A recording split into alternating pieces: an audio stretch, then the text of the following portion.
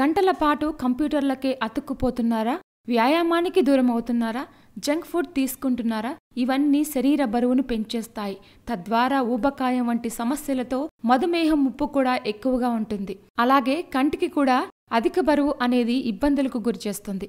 కంటి రెటీనా నుంచి మెదడుకు సంకేతాలు తీసుకెళ్లే ఆప్టిక్ నెర్వ్ దెబ్బతినడం వల్ల ఏర్పడే సమస్యనే గ్లకోమా అంటారు.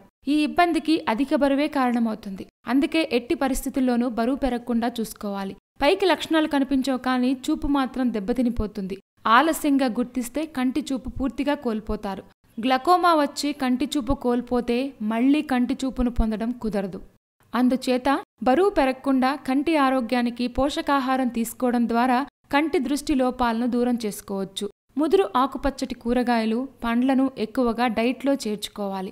ముఖ్యంగా పాలకూరను మర్చిపోకూడదు. చేపలు కంటి చూపును కాపాడే మంచి బలమైన ఆహారం. వీటిలో ఉండే ఒమేగా ఫ్యాటీ 3 యాసిడ్స్ కంటిని రక్షిస్తాయి. చేపలు తినలేని వారు వాల్నట్స్ తీసుకోవడం బెటర్.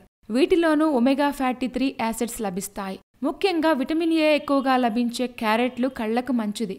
రోజు అరముక్క క్యారెట్ను నమిలి తినడం ద్వారా కంటి ఆరోగ్యానికి మేలు చేసిన వారమవుతామని ఆరోగ్య నిపుణులు సూచిస్తున్నారు. ఇలాంటి మరిన్ని విశేషాల కోసం మా ఛానల్ని సబ్స్క్రైబ్ చేయండి.